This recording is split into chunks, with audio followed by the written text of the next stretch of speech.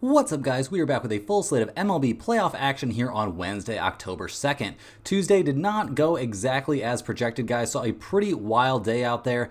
Houston, they could not come through for us. A tough loss there, losing 3-1. Skubal overcame his bad history against Houston this season to pitch an absolute gem, and we did see that Detroit bullpen come through. We had Baltimore to score first in that game, and unfortunately for us, Baltimore did no scoring in that game at all, so losing 1-0 there, an absolute gem from the Royals. Their entire pitching staff looked very, very good. That offense definitely struggled a bit, but not exactly the game we would have projected between these two teams or these two bullpens, no doubt about that. There were 10 hits in that game, only a single run scored. We also had the Brewers at -135. It looked good there for a minute, but man, they let things get away, eventually losing 8-4. So yeah, tough stuff there. The first inning, things looked great. After that, things kind of went downhill. We did have Milwaukee to score first, so put that win on the board, but overall, a relatively tough day. The premium plays over at Stump the Spread did much better. That's under the assumption that San Diego is going to hold on and win this game, but very solid stuff there if they can find a way to get the job done. So overall, definitely in search of a little bit of a bounce back here on day 2 of the playoffs. We have a great video for you today going in depth on all 4 games and getting into some player props. So if you want to win all of your bets today, hit that like button. It's good luck and shows support for the channel and all the hard work we're putting in here every single day. Subscribe to the channel so you don't miss out on our daily content. You can now also sign up for a channel membership by clicking the little join button right below the video.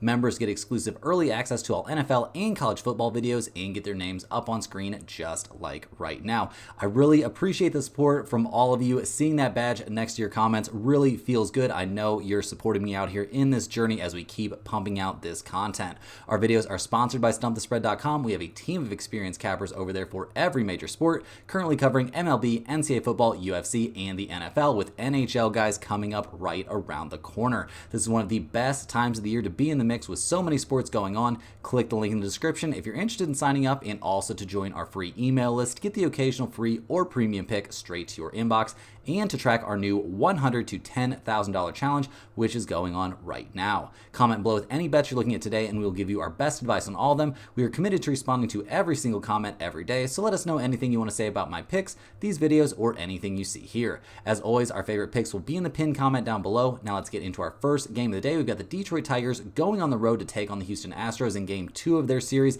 going on here in the early afternoon. In Game 1 of this series, guys, we obviously saw great stuff from Skubal, but the real impressive thing to me was Detroit at the plate, guys. I mean, they had 10 hits in that game, scoring 3 runs. Could have been more than that, to be honest. We saw very good stuff out there, just kind of up and down the lineup from them. I mean, very good stuff from Perez for sure. The bottom of the lineup really came through, so good stuff there from the Tigers. Definitely had the bats going, something that, has been a problem for them at different points this season. So we'll see if they can keep that rolling here in Game number 2. The pitching situation for the Tigers is looking like it's going to be very unique. We're effectively seeing a bullpen start from them. They're giving the ball in this game to Tyler Holton. He's normally a bullpen pitcher, obviously, guys. He has had a few spot starts, but those have been in these bullpen type start situations where he's only gone a couple innings. He does have some pretty good history this season against the Houston Astros. Definitely, I would assume that has a big deal to do with, why they decided to hand him the ball here and go with this bullpen start model. And with how good their bullpen has been down the stretch this season, I absolutely do not blame them for taking this approach. It makes a ton of sense to me. Obviously, you get Skubal out there, get the win. Go ahead and rest him now and see if you can maybe get him back for the next game if he's willing to go on short rest, and you see what the bullpen can do out here in Game 2, because Tyler Holton, he comes into this game, I mean, his last few appearances were all very, very good. He hasn't allowed a run or a hit over his last 4 innings pitched, and that's an outing against the White Sox, the Rays, and the Baltimore Orioles, so good stuff there. He's pitched 4 total innings against Houston this season, gave up 1 hit, 3 strikeouts, no runs in those innings, so very, very positive stuff there. And really, guys, if they're just going with a full bullpen start here for Detroit, I don't see any significant reason for alarm. This has been a very, very good bullpen over the course of the season. So I think Detroit actually, this situation that they're, putting themselves in with this bullpen start is being a little bit overanalyzed, a little bit too much concern here, saying they're, giving this game up or whatever. Like, I think they're going to be absolutely fine going with this bullpen start model. Have, a couple different guys pitch 2 innings. I think they could end up in a very very good position. And they have to be very excited, like I was saying, with how the offense looked there in game one. Some very, very positive things. Over the course of the season, this has not been a very good offensive team. I mean, they finished things up 24th in the majors in batting average, batting only .234 as a team on the season, and 29th in the majors and on base percentage. So not a team that had a ton of success at the plate, but they have kind of turned that around here, at least in game one of the playoffs. And it's not like they finished the season off on a crazy run, but they were definitely swinging the bats better than their season average over probably their last 20-25 games of the regular season. So this is a team that comes into this game, fresh off a very solid hitting performance, and they didn't even see their best hitters have that great of days in game one, going up against a pretty tough pitcher. And I don't think the pitching situation is going to be nearly as rough for them in this game going up against Hunter Brown. So we'll see how that goes, guys. But really, relatively speaking, I think we're going to see decent stuff here from the Tigers at the plate. And looking at their opponent in this game, the Astros, they've got to be in desperation mode, obviously, after taking that game one loss. A bit rough out there. They had 7 hits, but only scored 1 run there. They scored in the 9th inning. So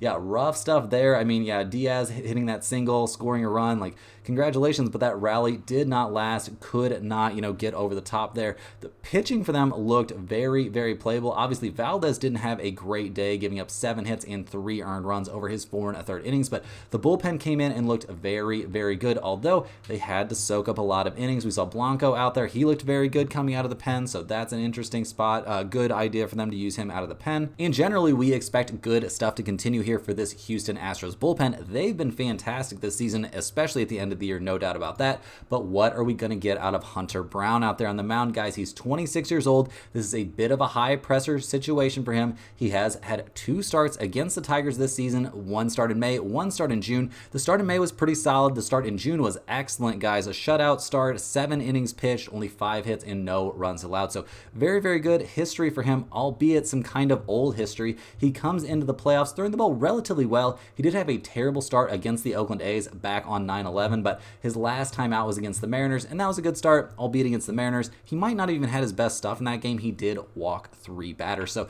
yeah, a little bit disenchanted with what we're going to see from Hunter Brown, but he does have that good history to fall back on against the Tigers, and we have to be very positive with what we've seen, even here in the postseason in that 1-game sample size from this Astros bullpen and what we've seen from the Astros bullpen over the course of the last, 60, maybe 70 games of the regular season. They've been one of the better bullpens in the major leagues, definitely top 3 or 4 at the worst. So expecting very good stuff there from the Houston pitching staff. Probably we're a little bit concerned about Hunter Brown. We'll see what he can do. We had to feel, decent, I would say, about what the Astros were able to do at the plate in terms. 7 hits in a playoff game is not terrible. We saw Altuve put up a hit there at the top of the order. Alvarez, him being out there and being healthy is a big, big deal. The dude went 2 for 4. That is absolutely huge. They would love to have that kind of production from him down the stretch this season. So very good stuff there. Great to see that he's healthy for them in this series, or at least relatively healthy. But there are definitely some guys that went out there and went over that they are hoping can have a little bit of bounce back in this one. But over the course of the season, it's kind of similar to what we've seen generally speaking from the Astros at the plate. They have not been a very reliable offensive team this season. They've put up good, batting average numbers. They've been a top at least 5, maybe top 2 or 3 in the majors all season long in batting average, finishing with a .262 team batting average. Very, very good, but they're only 11th in runs scored. They were also easily top 10 in on-base percentage and slugging percentage. This is just a team, they leave a ton of guys on base. They just struggle to see that, the clutch hitting. I don't have their clutch hitting numbers in front of me, but I can't imagine them being fantastic. This just isn't a team that's pushed tons of runs across the plate this season, despite overall having very good numbers. So looking at the numbers for this game, guys, it's pretty interesting. We see the Tigers here at plus 146. We get the Astros at minus 165. We've got an over-under of 7.5 in this game. Detroit was a decent road team, guys. 5 games above 500 on the road. They were also a slight, almost significant, I would say, over team when playing on the road. Houston, guys, they were a very good home team, 46-35 at home, and they were a slight under team when playing at home. So not a ton of lean that we can get from that, guys. But looking at these numbers, with the Tigers being all the way up to plus 146, the Astros at minus 165 with Hunter Brown on the mound, guys, I'm leaning here towards towards the Tigers. I'm not sure if this is going to end up in the pinned comment. I would say it's got a chance, and obviously that would be the Tigers, really taking care of business here. That would be very, very impressive, but I think them with going with the bullpen start here is a very, very reasonable strategy. I have trouble trusting this young starter here for the Astros, despite his good history against the Tigers. He's shown the ability, he could go out there and lay an egg. We could see him only last 2 innings, and then does the Astros bullpen have enough to soak up the rest of that game, only putting good guys out there on the mound? That seems like a big ask. So I'm going to be siding here slightly with the Tigers at plus 146. In terms of the over-under, I would take a slight lean there towards the over 7.5. I know that's a lot of offense for these two teams to generate, but I definitely think it's possible we could see either a meltdown there from the Tigers in this bullpen start. I'm not going to act like that's impossible. We could also see a meltdown from Hunter Brown or some combination of the two, getting to 8 total runs. Definitely possible. We did see the under go 3-1 on day 1 of the playoffs, so we'll see if that can continue. But on the side in the over-under, my leans in this game, Detroit plus 146 is a small lean, and the over 7.5. In terms of some player props from this one, guys, I think taking the yes run first inning, so over 0.5 runs in the first inning at even odds, seems extremely reasonable to me. I think we could see either team jump out to an early lead here. I also think we could see either pitching situation struggle right out of the gates. In terms of some player props for this game, I've got a bunch of hitting props that I like for this one, guys. I like Altuve to get a hit in this game at minus 250. That seems extremely reasonable to me. At the top of the order, he's going to get plenty of at-bats, and while he'll be going up against multiple pitchers, that can make things a little bit rough. I think we see him get to 1 hit in this game pretty comfortably. Alvarez also, I think, is in another very good spot. It seems like the dude is absolutely hitting his stride here immediately on his way back. He's at minus 260, so a bit of an expensive price, but I think you could even reasonably, parlay any number of these hits, these hitter props to get there. I think we're going to see some hitting go on in this game, no doubt about that. So Alvarez at minus 260 seems extremely reasonable. I also like Diaz at minus 250. He's a guy that's had a good start to the postseason. I think that continues here. I think he's very, very likely to get at least 1 hit in this game. So those are pretty much all the Houston hitting props that are jumping out at me in this one. There could be more out there. Definitely let me know in the comments. I can give you my feedback, but those are the ones that jump out to me immediately. I know those are the big guns there for Houston, but there's a reason that they've been the best hitters for the Astros over the course of the season, and I think we'll see that kind of continue here. In terms of some player props for the Tigers, one that I really like and is at a very reasonable price, I think we're going to see Green here get a hit, and if you take Riley Green to get a hit over that 0.5 hits in this game, you can get it at minus 160, a very, very reasonable price. I also think there's a decent chance, and I mean, obviously these home run props are very, very long shots, guys, but they can be fun ones to throw in there for sure. And yeah, I think Riley Green at plus 600 to hit a home run in this game, definitely not beyond the the realm of possibility here, guys. I mean, he hit 24 home runs this year, not a crazy number, but definitely a guy with some pop, and I mean, a 479 slugging percentage. He's a guy that can hit it pretty hard, and he could find a way to get one out of the park. My last prop that I like for this game, guys, is Verling for Detroit at minus 220 to get a hit in this game. He got off to a solid start as well. I think we are likely to see him find a way to get a hit here against Hunter Brown, or a hit off that Astros bullpen that's got to be a little bit tired coming into game 2 here. So that's all we've got for this one, guys. Let's go ahead and move on to the Kansas City Royals going on the road to take on the Baltimore Orioles. We saw the Royals get that 1-0 win there in game 1. Absolutely dominant stuff by the Royals pitching staff. They did give up 5 hits, so they were getting touched up a little bit, but not too much, and they really, really found a way to just completely shut down that Orioles offense. We saw Rangans have a very solid 6 innings pitched, 4 hits, 8 strikeouts in that game. So if you took the over on Rangan's strikeouts, a very, very good call there. This Orioles team definitely one that is, definitely going to swing and miss quite a bit. So very good stuff there from Rangans.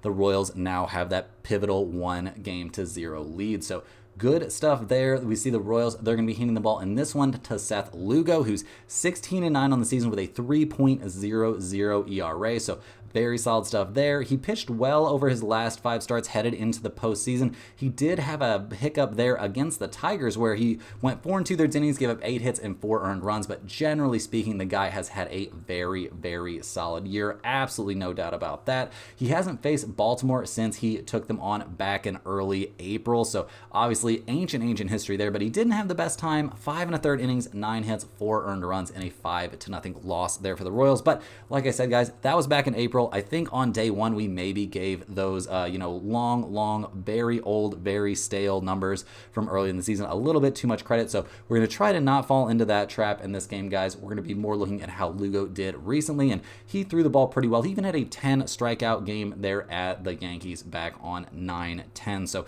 very good stuff in that game. So expecting good stuff, generally speaking, from Lugo. The big surprise for me here in this game by the Royals was how good their bullpen looked. It was pretty much domination out there. We saw 3 bullpen guys combined to pitch 3 innings, and yeah, they gave up no runs, only a single hit there. So very, very good stuff from this Royals bullpen.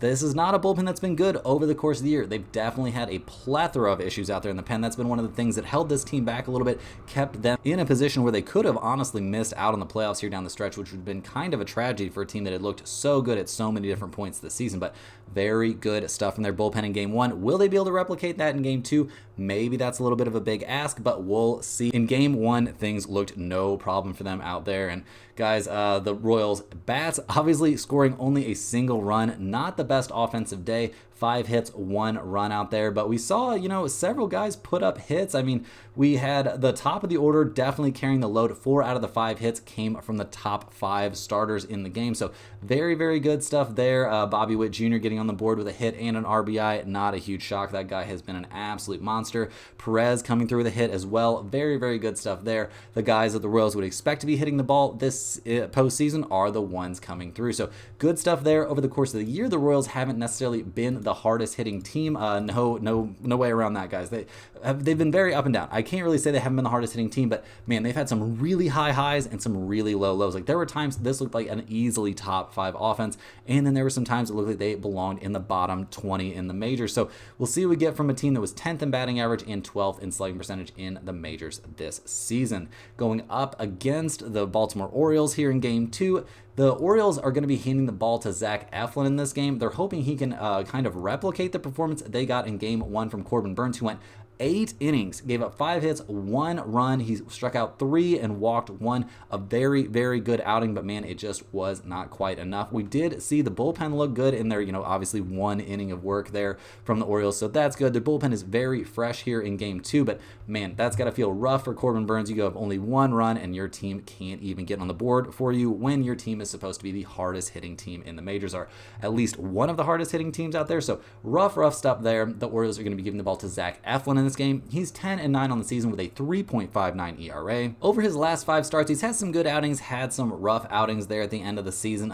Not a great way to close the year, giving up 4 hits, 3 earned runs, and a home run, and walking 5 against the Yankees. It was a game Baltimore managed to win 9-7, but man, it was not Zach Eflin's fault. So we'll see what he can do here going up against the Royals, a team that he hasn't faced while playing for Baltimore. He got traded to Baltimore in the middle of the season from Tampa Bay. When he was pitching for Tampa Bay, he did have 1 game against the Royals, and it was not a good one, guys. 5 innings, 7 hits, 6 runs, 5 of them were earned. He also gave a home run in that game, but since coming over to Baltimore, he's done some positive things, no doubt about it, but maybe not somebody that I would quantify as a dominant type of pitcher. So we'll see what he can do out there. I'm a little bit concerned about that, and there's been plenty of reason to be concerned about this Orioles bullpen all season long. Obviously, they looked great yesterday in game 1, so we'll see if they've got what it takes to carry that over to game 2, but maybe not a bullpen, and neither team has a bullpen that I would think would be a lockdown bullpen. In terms of their offense this season, it's really been a tale of 2 halves of the year there for Baltimore. It was probably 10-ish games there before the All-Star break when things started to go a little bit downhill. They had some injuries, stuff like that. They came back a bit at the end of the season, but man, definitely not a team that finished off. I guess they finished off the year okay, but they were not the same hitting team in the last 3 months of the season that they were in the first 3 months, because it was absolutely crazy. They finished things up 4th in runs scored and 3rd in slugging percentage, so obviously very respectable there. Coming into the postseason, they scored 6, 9, and 7 runs over a 3-game series at Minnesota, so swinging some hot bats, but man, they didn't look so hot there in game 1 of this series, guys. Getting blanked, having only 5 hits. The top of the order did not have a very good time. We saw Gunnar Henderson go 0 for there in his playoff debut, so that's a bit rough. But this is a bit of a young team, so them having a little bit of trouble here getting out of the gate in the playoffs, I guess, could be a little bit expected. expected. So we'll see how they bounce back here. Definitely have very, very talented guys there at the plate. So we'll see if they can bounce back. Looking at the numbers for this game, we've got the Royals at plus 135, the Orioles at minus 148. We've got an over-under of 7.5 in this one. The Royals 41-40 on the road, Baltimore 44-37 at home. So not a ton of huge trends there. Obviously, Baltimore a decent home team, no major shock there. We also have mixed trends towards the over-under. The Royals are a big under team on the road. Baltimore is a significant over team at home. That over-under of 7.5 doesn't really get me too excited, guys. I would probably be siding slightly towards the under once again in this game. Obviously, unders were very, very good in day one of the playoffs. Will that continue here in day two? We'll have to kind of wait and see. In terms of the side in this game, I think I'm leaning here towards the plus money again, guys. I'm leaning toward the Royals at plus 135. I was not very excited with what I saw from Baltimore in game one. And yeah, I mean, if you can't score, that's going to be a problem. I don't think Zach Eflin's going to go out there and give you 8 innings like we saw from Corbin Burns. I think that is extremely unlikely. So go ahead and give me the Royals here at plus 135 and a bit of a lean towards that under. But yeah, the Royals, guys, it feels like the spot in this one. I know it's a little bit sketch, but man, they looked so good in game one. Obviously, only scoring 1 run and getting the win. Like, this offense can definitely do more. Not that the Orioles offense can't, but I do think the Royals have the better starter out there on the mound in this game. In this game, guys, I think we want to look at no run first inning. The scare for me is Zach Eflin out there on the mound. I do think there's a very reasonable shot that he could give up a run in the first inning. So this no run first inning spot is definitely not my favorite, but something you want to look at in these playoff games. They're fun little bets and they cash early and relatively often, I guess. So yeah, slight lean towards no run first inning in this one. But guys, we've got a bunch of hitting props to look at in this game, and there's some interesting ones.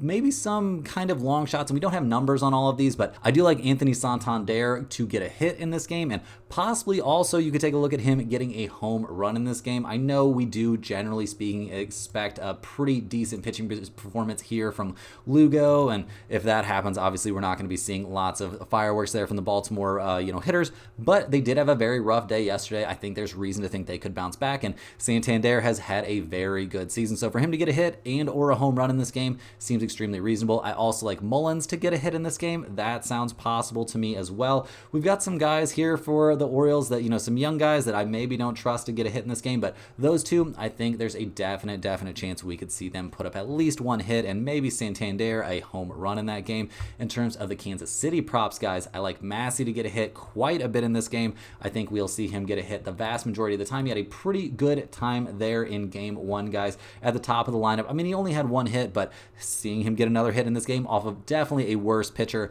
I think seems pretty reasonable. Taking Bobby Witt Jr. to get a hit and or a home run obviously feels pretty chalky, but I think Bobby Witt Jr. to get a home run, the dude's kind of due, and yeah, he's been an absolute monster down the stretch of the season. So for him to get a hit and or a home run in this game, it feels like it's drawing extremely live as well. And Salvador Perez, guys, he went 1 for 4 yesterday. I think we could easily see him get on the board with a hit in this game. Also, the dude's been awesome. He's been a monster this season. It's been very impressive to see what he's done, behind the plate this year. And yeah, to combine that with having a pretty decent time at the plate, especially early in the year, was very, very impressive. So that's all I've got for this game, guys. Let's go ahead. Hey guys, jumping in here with a quick ad break. First of all, this is a great time to sign up at stumpthespread.com. Signing up for a premium membership gets you access to our entire team of cappers covering MLB, NCAA football, UFC, and the NFL. If you just want to test out the service, a great way to do that is by joining our free email list, which will get you the occasional free or premium pick straight to your inbox.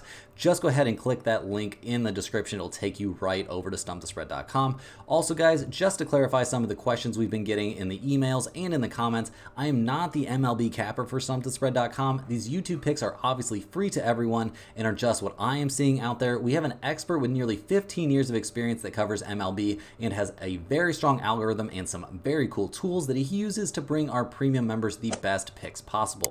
Don't forget to like this video and subscribe if you're new. Now back to the game.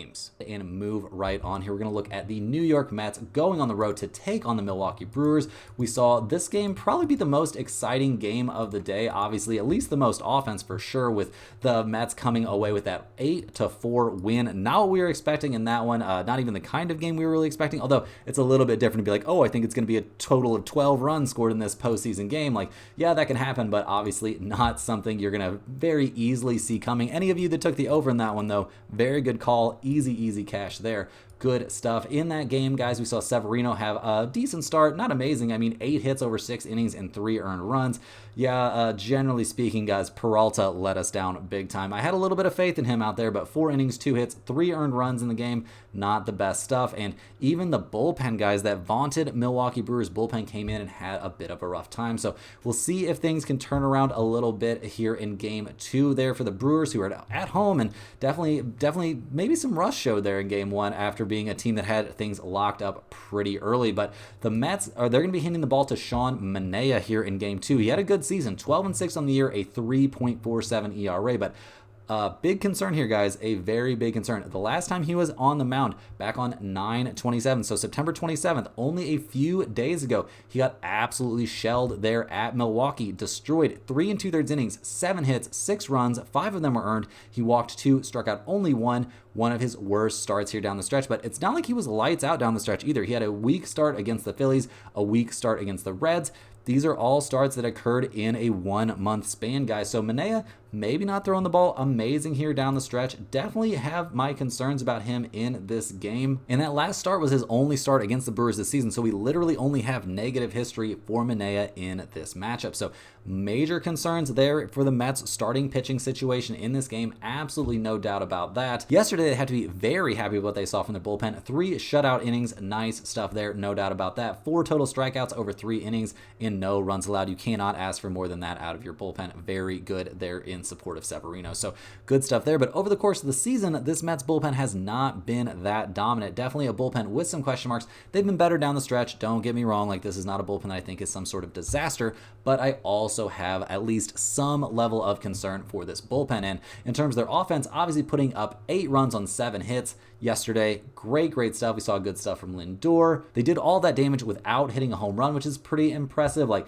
this team definitely had a good day at the plate. The top 4 hitters did what the top 4 hitters were supposed to do, but we also saw positive stuff there from the bottom of the order as well. So up and down the lineup, they were hitting the ball. Are they going to be able to replicate that here in game 2? We'll have to see. Over the course of the season, the Mets were a fairly solid offensive team, significantly above average. They did have some, low peaks, but finishing things off 7th in runs scored and 8th in on-base percentage. Nothing wrong with that, and they hit the ball relatively well down the stretch this season. It was a little concerning to see them lose 2 out of 3 at Milwaukee in games where Milwaukee wasn't even trying, but yeah, they figured it out, and things worked out. They made that rally, and they won there in game 1. So we'll see what they can do going against the Brewers, who obviously have to be in desperation mode. Did not get what they were hoping for from Peralta there in game 1. Very rough stuff. We also saw the bullpen look terrible, giving up 5 earned runs in that game. Not good stuff for what was supposed to be one of the top 2 or 3 bullpens in the playoffs and in the majors this season. So we'll see if they can bounce back here a little bit. They're giving the ball to Frankie Montas in this game, guys. He's 7-11 on the season, a 4.84 ERA. Over his last 5 starts, he did have a decent one against the Mets. He went 4 innings, gave up 2 hits and 2 earned runs in that game. He struck out 6 and walked 3, and what was eventually an 8-4 win there for Milwaukee, and that was back on the 27th, so not very long ago. Good stuff there from Montas. Is he a guy that you can trust as an absolute lockdown starter? I would say no. Obviously not the best numbers he's put up this season. He got traded over from the Reds, and since coming over, he definitely showed some improvement. He'd had a really rough time there for Cincinnati. Showed some improvement for the Brewers, but not a guy that I would look at as a lights out starter. So we're likely to see the Brewers bullpen get tested again in this game. I do expect them to bounce back a bit. There's no way they're going to be as bad as they were yesterday, although the Mets can be a bit of a scary hitting team over the course of the year. I trust the numbers that we've seen from the Milwaukee Brewers. They've been a very good bullpen overall this season. In terms of the Brewers offense, yesterday, putting up 4 runs, not terrible when you're leading 4-3 there in the 4th inning and you have one of the best bullpens in the majors. You have to feel like you have a chance. Obviously, giving up that 5 spot there in the 5th kind of throws a wrench in the works there. That was a bit rough. We saw good things from the top of the order here. No major shock there. No home runs for the Brewers either. Contreras, very good. A couple of RBIs there. A little bit of a dark spot there in the middle of the lineup. Just not Not an amazing hitting day, but 4 runs is 4 runs, and 4 runs in the playoffs should put you in a position to at least have a chance to win the game, but losing 8-4, rough stuff. Over the course of the year, the Brewers were a very good offensive team. Don't get me wrong about that. Easily top 10 in the majors, 6th in runs scored, 8th in batting average. Obviously having a bunch of time where, your games don't really matter down the stretch, and then some time to rest could maybe make you a little bit rusty, so maybe rust could be their excuse for this game, but this is a team that's gonna have to hit the ball quite a bit better. So looking at the numbers for this game, it's very interesting to see this one listed as a coin flip. The Mets at -105, the Brewers at -106. We've got an over-under of 7.5 out there. The Mets are 42-38 on the road. Milwaukee is 47-34 at home. Guys, in terms of the side in this game, I'm going to be taking the Milwaukee Brewers. Once again, we're running it back with the Brewers. We're getting a very reasonable price. This game does feel a little bit coin flippy since we've got one decent starter that has terrible history and then one mediocre starter that has decent history going up against each other. I definitely think, despite the results we saw in game one, that the Brewers do have the better bullpen, and I think they're the slightly better team offensively, although that could be a little bit debatable. We'll see what happens, what develops in this game, but generally speaking, guys, I think this is a good spot to go with the Milwaukee Brewers. In terms of the over-under, we've actually got both teams showing some trends here towards the over. Milwaukee 39-36-5 to the over on the road. Milwaukee 41-32-8 to the over at home. A number of only 7.5 with these two starters and their history out there, guys. I'm going to be leaning slightly towards the over 7.5. I don't think that's going in the pinned comment, but I do think over is the play on the over-under here if you're determined to play it. In terms of some props for this game, guys, I think taking yes run first inning, you can get it at +105, is extremely reasonable. I think we could see either one of these starters struggle right out of the gate. The hope would be that it would be, be good old Sean Manaea, since we're going to be on the Brewers, but I do think taking yes run first inning in this game is very live, and I think it's a game we're going to see a good amount of offense, so that plays right into that over total and the Brewers winning this game. In terms of the the player props for this game, I'm kind of on some, I would say, a little bit chalky ones, but there's some good ones here for sure. I definitely think taking Lindor to get a hit, very reasonable. It's -250, so an expensive price, but I think he is going to get a hit in this game the vast majority of the time, especially going up against a weak starter. I think Nemo to get a hit is also very good, -215. Very good stuff there. And Pete Alonso is my home run prop, my favorite home run prop here for the Mets at +400. I think this dude has a very reasonable chance to go yard in this game. You could also just take him to get a hit if you wanted to take the more conservative route, but it's nice to throw a home run prop in there every once in a while. It's very exciting if you can get one of those to hit. On the Milwaukee side, I think taking Turang to get a hit at -190, extremely reasonable, very good price. I think he's in great shape to get a hit here against Manaea. I also think taking Chourio to get a hit in this game at -200, very good price on that one as well. Those two guys to get hits in this game seems extremely reasonable. And my home run pick here for the Brewers, I think Contreras, obviously that's a bit of a chalky lean, but he's been their best power hitter this season. The dude's put up good numbers. I think there's a great chance he could get a hold of one here against Manaea or against that slightly questionable Mets bullpen and put one out of the park there, hitting in his home stadium. So those are my leans there for the Mets at the Brewers. Let's go ahead and switch over, guys, to looking at the Atlanta Braves against the San Diego Padres. That game just finished up a few minutes ago. We saw the Padres earn the shutout win there, taking down the Braves 4-0. So good stuff from the Padres in that game. The Braves obviously had to be a bit fried and not have who they would have hoped to have on the mound in that one. But yeah, putting up 0 runs, a bit concerning here. We saw a great start there from King for the Padres, guys. 5 hits, no runs, 12 strikeouts, and 0 walks over 7 innings of work. Absolutely dominant stuff. The Braves did come up with 7 hits in the game, but were not able to get anybody across the plate. So a shutout there for the Padres. Their bullpen looked decent. I mean, 2 innings of bullpen work, 3 strikeouts, 2 hits, no runs allowed.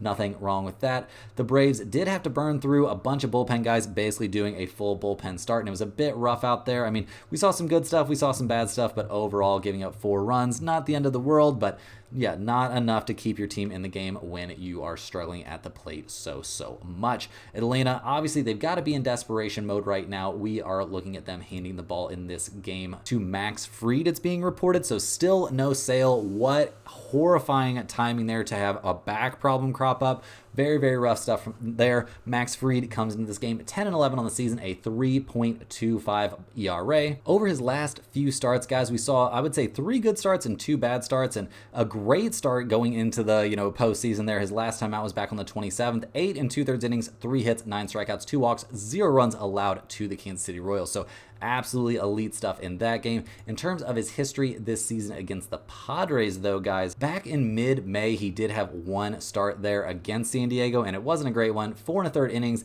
9 hits, 3 earned runs in that game. It was a 3-1 loss there for Atlanta. Obviously, that's quite a while ago. I mean, May, not quite ancient history, but pretty close to ancient history at this point. So we'll see what he can do out there in this one. It wasn't the most consistent down the stretch. He had a bad start against Washington, a decent, but maybe not elite start against the Miami Marlins. Like, we'll see what we get out of Max Fried in this one, but I'm expecting decent, but I would say not elite stuff.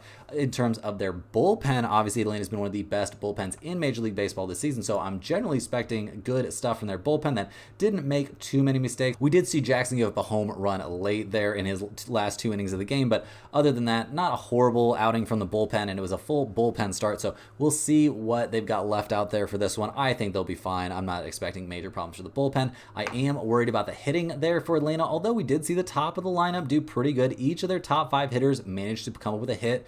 Harris the second came up with 2 hits here in game 1, but they just weren't able to get anybody across the plate. So we'll see if they can, get some better hitting numbers going, although it's not like the Braves have been a hard hitting team this season.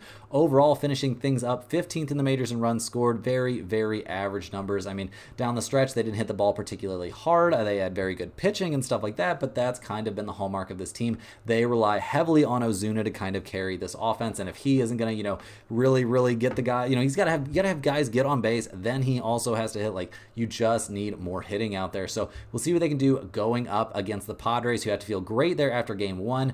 They got a very, very good start there from King. They're going to be giving the ball to Joe Musgrove in this game. He's 6-5 on the year with a 3.88 ERA. His last start was against the Dodgers, and it was a very good one. He's put together 3 very solid starts there to end his regular season, so no problems there. In terms of his numbers against the Atlanta Braves, guys, interestingly enough, the dude hasn't had a full season. He has not faced the Atlanta Braves yet this year, so a fresh page here, a fresh set of pitches that the Atlanta's going to be seeing from this guy. I mean, not facing him this year, I would say that probably favors the Padres here. I think that's a good thing from them. The Padres bullpen has also been very good down the stretch this season, obviously looking very good yesterday, not having to pitch a ton, only having to put up 2 innings. They gave up 2 hits over 2 innings, but also had 3 strikeouts, so not the end of the world.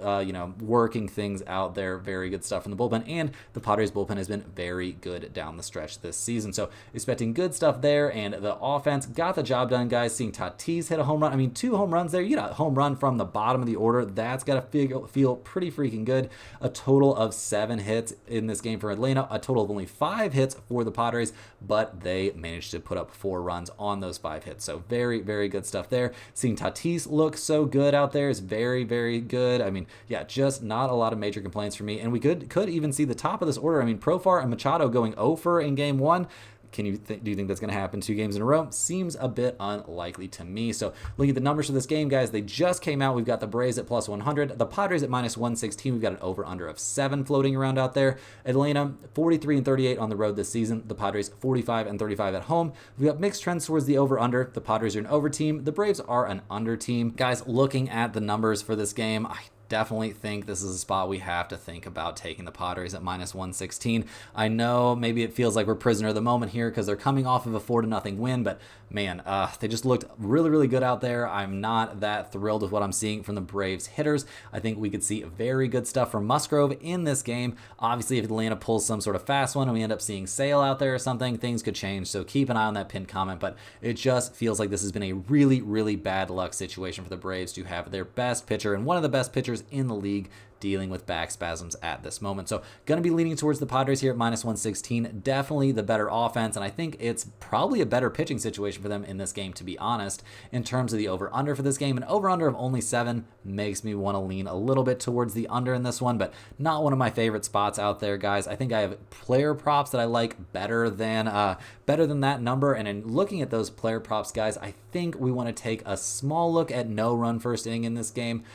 I'm not sure if I necessarily love it. I could see, honestly, either one of these guys maybe giving up an early run, but really, I mean, the Padres did come out and jump on it early, and they could come out and jump on Max Fried in this one. So you could honestly talk me into either side of the no run first inning or yes run first inning. In terms of player props, guys, for Atlanta, I do think in terms, if you're like really, really begging for a home run player prop, I think we could see Ozuna get a hold of one in this game.